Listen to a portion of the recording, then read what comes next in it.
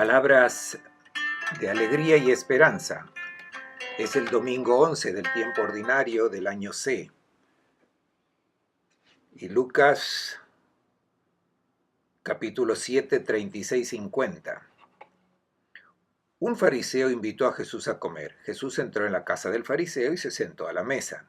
En esto una mujer pecadora pública, enterada de que estaba a la mesa en casa del fariseo, acudió con un frasco de perfume de mirra, se le colocó detrás a sus pies y llorando se puso a bañarle los pies en lágrimas y secándolos con el cabello.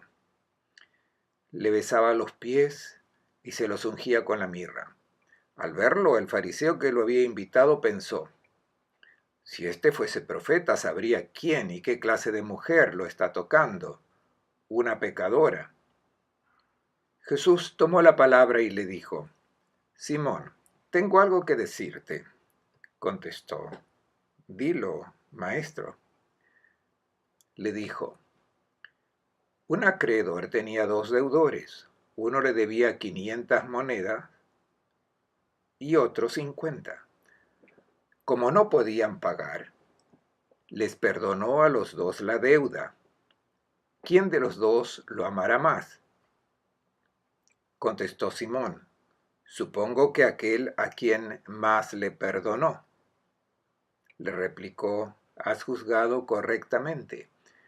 Y volviéndose hacia la mujer, dijo a Simón: ¿ves esta mujer? Cuando entré en tu casa, no me diste agua para lavarme los pies. Ella me los ha bañado en lágrimas y los ha secado con su cabello. Tú no me diste el beso de saludo. Desde que entré, ella no ha cesado de besarme los pies. Tú no me ungiste la cabeza con perfume. Ella me ha ungido los pies con mirra. Por eso te digo que se le han perdonado numerosos pecados, por el mucho amor que demostró. Pero al que se le perdona poco, poco amor demuestra. Y a ella le dijo: tus pecados te son perdonados.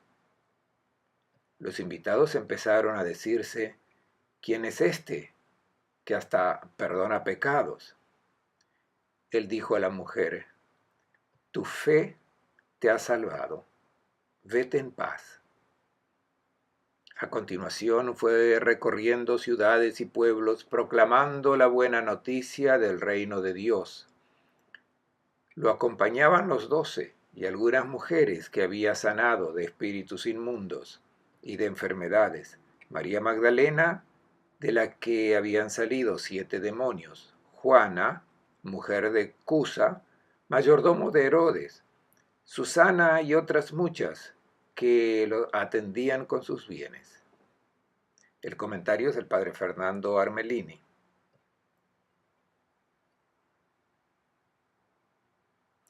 Un feliz domingo para todos. No es un error del técnico que ustedes ven a mi espalda la foto del pueblo de Naín. Es porque el episodio que se nos narra Lucas en el texto evangélico de hoy, que acabamos de escuchar, y solo lo cuenta, aconteció en este pueblo. Uno de los fariseos invita a Jesús a comer a su casa. Jesús entra en la casa del fariseo y se reclina para la comida. Esta casa se nombra varias veces en el texto evangélico de hoy. Es la casa donde se juntaban los justos, probablemente los días sábados después de la liturgia de la sinagoga. Era costumbre tener invitados los sábados entre los que habían participado a la escucha de la palabra de Dios, a la oración de la sinagoga. Esta casa representa también a la comunidad cristiana, donde se reúnen las personas que están en sintonía con la moral propuesta por la palabra de Dios y que consideran un poco intrusos a los que tienen una vida desviada, por eso son marginados. Esta casa puede representar una comunidad cristiana que no está en armonía, en sintonía con el pensamiento del maestro. El modo de comportarse de aquellos que están fuera del camino de la justicia, de la rectitud en sus vidas. Y ahora tenemos a una mujer pecadora de aquella ciudad de Naín, que era un pueblo pequeño y por tanto esta mujer era conocida por todos. No tiene nombre, solamente su profesión que la caracteriza. Se la tiene como la Magdalena, pero que viene citada después de este episodio, con la excusa de que de ella habían salido 7 demonios. El número 7 indica una gravísima enfermedad.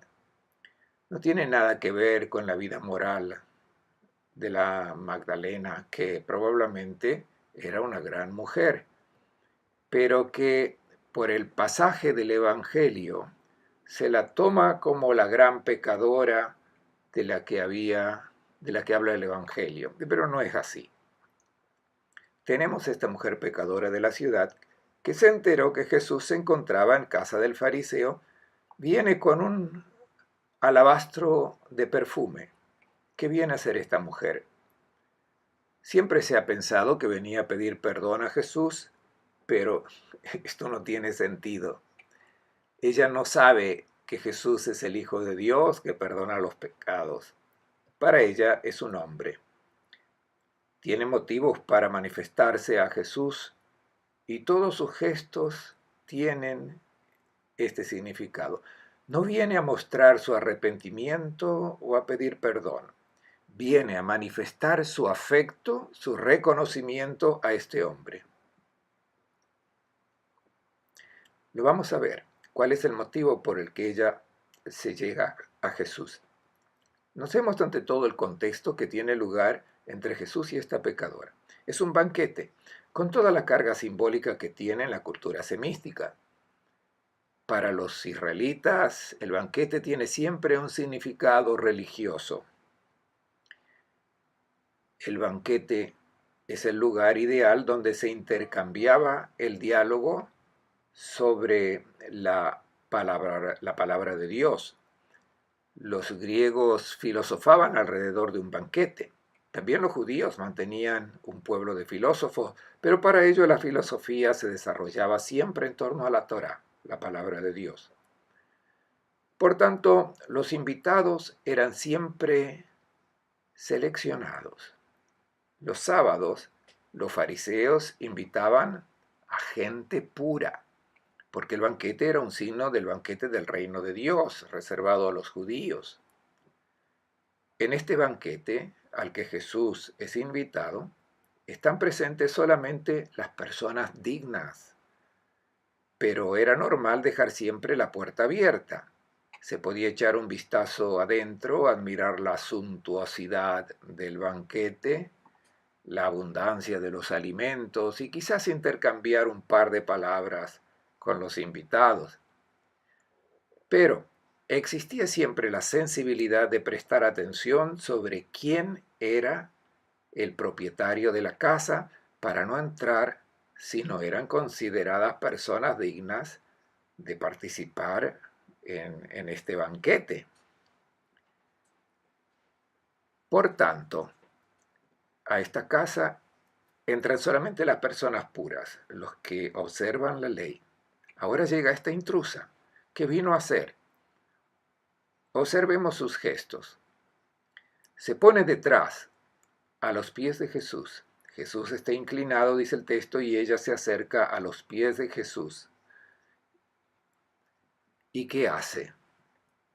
Abraza esos pies, llora, los cubre con sus lágrimas y luego los seca con su cabello, los besa y los unge con perfume.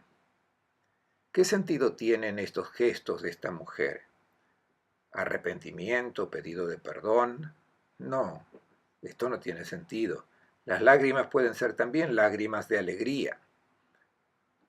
Todos los gestos que hace nos hablan de alegría, de afecto, de amor, de reconocimiento. Abraza los pies y los besa. Y luego Especialmente, suelta su cabellera. Esto es un signo inequivocable del amor de la esposa que reconoce en el esposo la persona que amerita todo su afecto. Luego está el ungüento perfumado que se derrama sobre los pies. 7 veces se habla de estos pies. El perfume se usa siempre en las fiestas, son señal de alegría. Y en este contexto, también las lágrimas de esta mujer van en ese contexto de alegría. Recordemos que en el día de Pascua las mujeres abrazaron los pies de Jesús. No abrazan a Jesús, abrazan los pies porque son el símbolo del camino que Él ha hecho, el camino que ha hecho para encontrar a la humanidad. Ha venido desde lejos. A esta altura somos capaces de entender por qué esta mujer ha entrado en la casa del fariseo, no preocupándose de todos los comentarios que pudieran hacerse de parte del fariseo, pero también de todos los presentes. Vean en la pintura que he colocado a mi espalda, esa mujer que apunta el dedo hacia la pecadora porque la mentalidad en aquella casa era la de la incompatibilidad de aquellos que practican la justicia con aquellos que están lejos del camino de Dios. Jesús es el único en esa casa que piensa de manera diferente. Y la mujer ha visto que Jesús no la juzga como todos los demás justos que ella ha conocido. Esta mujer ya conocía a Jesús. De hecho, entra en la casa del fariseo porque se ha enterado que Jesús estaba allí. Seguramente que ya lo había sentido hablar. Debía haber comprendido a través de las palabras del maestro todo su amor para aquellos que como ella se habían equivocado en la vida. Jesús no condenaba. Jesús solamente amaba. Había encontrado finalmente a uno que era capaz de comprender su historia, su vida, que creía en las personas que tenían en las espaldas experiencias de dolor, de humillación. Finalmente se había sentido amada por alguien. Jesús le había retornado la alegría y la fe en la vida. Había encontrado finalmente en Jesús un hombre que la miraba con amor auténtico, no para aprovecharse, para abusar de ella. No la había juzgado o despreciado, condenado o marginado. Le había hecho comprender que no era una basura, que también ella era un tesoro, que ella también era una hija de Abraham. Jesús había comprendido que ella era una mujer capaz de amar con un amor grande. El llanto no es el resultado del arrepentimiento, es un llanto dulce, es la expresión de alegría que ella ha recuperado, que Jesús le ha hecho recuperar con su mirada, con sus palabras, la alegría íntima de quien finalmente se siente entendido y amado. Esta es la razón de todos estos gestos que hace esta mujer. El contacto con una mujer de este género hacía impuro al que la tocara. Para el fariseo era como tocar un cadáver. Jesús la dejó hacer y todos los presentes estaban confusos. El fariseo comienza a pensar y Jesús, viéndolo, se da cuenta de lo que estaba pensando. Si este fuera un profeta, sabría quién es la mujer que lo toca, es una pecadora. Y Jesús le dice, Simón, tengo algo que decirte. Maestro, dime. Aquí entra en juego el pensamiento de los justos, aquellos que han establecido una relación con Dios basada en su justicia, esto es, sobre los méritos. Dios ama a aquellos que siguen su propuesta de vida. En cambio, quien refuta sus planes, sus leyes, sus preceptos, estos son odiados por Dios. Esto es lo que piensa Simón. Y Jesús lo llama. Simón lo llama por su nombre. Es la primera persona llamada por su nombre en el Evangelio de Lucas. Lo llama y se dirige a él personalmente. No son muchos aquellos a los que Jesús llama por su nombre. Simón es el primero, luego vendrá Marta, Zaqueo, desciende porque debo ir a tu casa. Luego Simón Pedro, y el último será Judas, que es llamado por su nombre. Cuando Jesús llama por su nombre a una persona es siempre un signo de ternura. Quiere recuperarlos a su perspectiva, a su visión de la vida. El modo que Jesús se relaciona con la gente es muy distinto a la de los otros justos. Simón es bueno, quiere justificar a Jesús. Piensa que Jesús es bueno, justo, honesto, estimado por todos. Por tanto, no sabe quién es esta mujer. Jesús no es un profeta, es solo un hombre bueno. Está condicionado por su mentalidad farisaica. No confía en otra cosa que en su propia justicia, su propia observancia religiosa. Simón se ha equivocado en su relación con Dios. Se siente seguro de sus propios méritos, de la observancia de los preceptos. No recibe nada gratuito de Dios, no tiene nada de qué arrepentirse, porque siempre ha sido fiel a los mandamientos.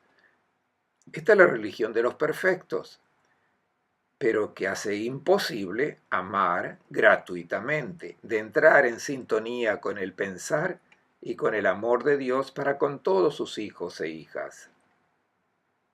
No ha comprendido Simón que todo es don de Dios, que no se amerita nada. La mujer no es culpable, no debe ser castigada. Nadie hace el mal a propósito. Jesús lo dice sobre la cruz, lo dirá en el Evangelio de Lucas, es solo por ignorancia que se equivoca. El hombre busca la felicidad y la alegría, y este impulso de buscar la felicidad y la alegría es el mismo que el de Dios. ¿Cuál es el problema? Pasa que muchas veces buscamos la gloria por el camino equivocado. Vamos fuera de la ruta. ¿Y entonces qué sucede? Cuando respondemos de manera equivocada a este impulso que Dios nos ha dado de buscar la alegría, nos equivocamos de camino.